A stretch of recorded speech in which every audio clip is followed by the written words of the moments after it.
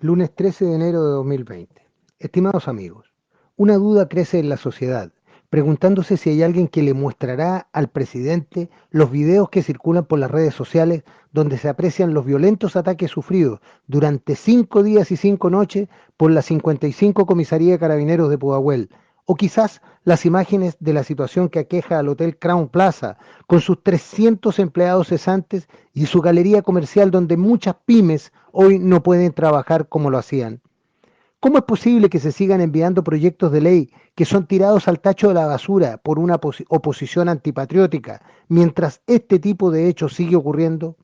Cobardes y más cobardes nos llevan de cabeza al desastre y no hay un líder que ponga término a este calvario. Por supuesto que el crecimiento del cinismo de la izquierda sigue en pleno ascenso, como ocurre con el alcalde de Pudahuel, que acusa a los vapuleados carabineros de reprimir abusivamente a sus inocentes manifestantes, quienes resultan ser los verdaderos criminales. Este tipo de comportamiento, que no es el primero que vemos en una comuna socialista y dominada por el narcotráfico, nos hace pensar en lo que puede haber detrás de estas acusaciones. Los reclamos del alcalde, abiertamente respaldados por el presidente de su partido, apuntan claramente a lo que nos esperaría con una constitución redactada a gusto de sus clientes y proveedores, haciéndonos imaginar a los colectivos o milicias populares reemplazando a los carabineros como en Venezuela.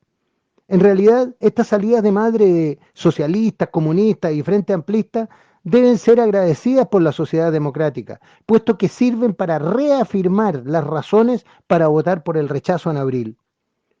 Poco a poco van quedando al descubierto los enjuagues constituyentes, demostrando la imperiosa necesidad de pararlos a tiempo en el plebiscito. El juego de los 2/3 es uno de ellos, al permitir que una minoría pueda impedir que queden en la Constitución los artículos claves que aseguran los derechos esenciales de los chilenos. Por ejemplo, si se aprobara incluir el artículo que resguarda la propiedad privada, contando tan solo con 1/3 de los convencionales, la izquierda podría dejarlo fuera del texto final, transformando un tema esencial en materia de una ley ordinaria donde bastará una simple mayoría en sala para introducir los cambios que se le ocurra.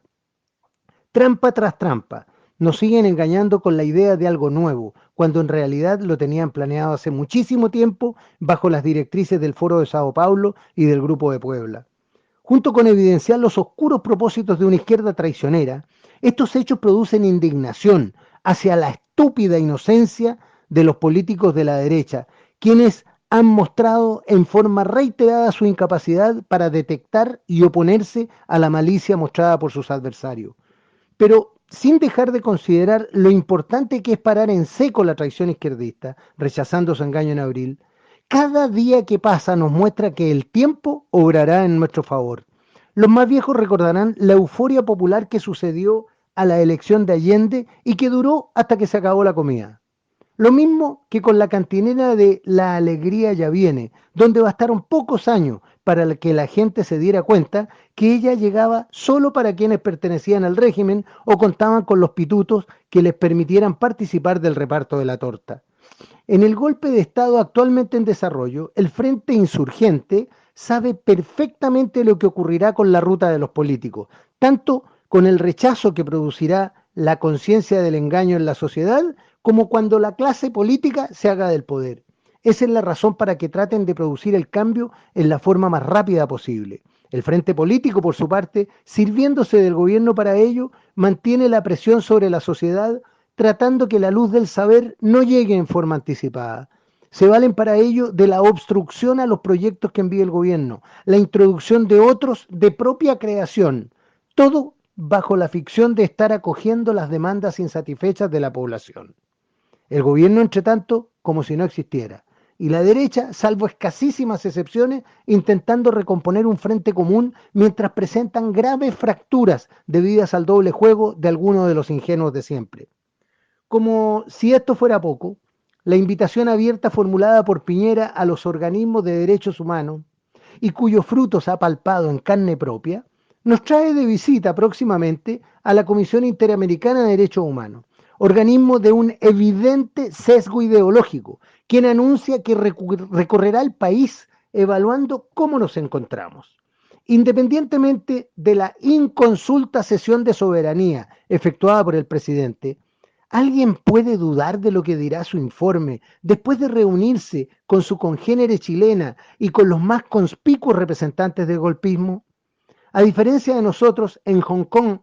el gobierno de la China comunista niega la entrada a representantes de Human Rights Watch y a toda organización que intente intervenir en sus asuntos internos. En Chile, en cambio, siguen atacando a nuestros indefensos carabineros, saqueando bienes públicos y privados, atentando en contra de la libertad de desplazamiento, etcétera, etcétera, etcétera, bajo la completa impunidad que les concede la viciada protección de los derechos humanos, cuyo ejercicio abusivo los ha transformado en una dictadura insoportable, que solo puede terminar en muy mal resultado, ya sea para la sociedad democrática o para ellos mismos. El barco de nuestra institucionalidad hace agua por todos lados, hundiéndose inexorablemente, mientras el gobierno ni siquiera tiene la dignidad de mantener la bandera al tope. Soy Patricio Quilón.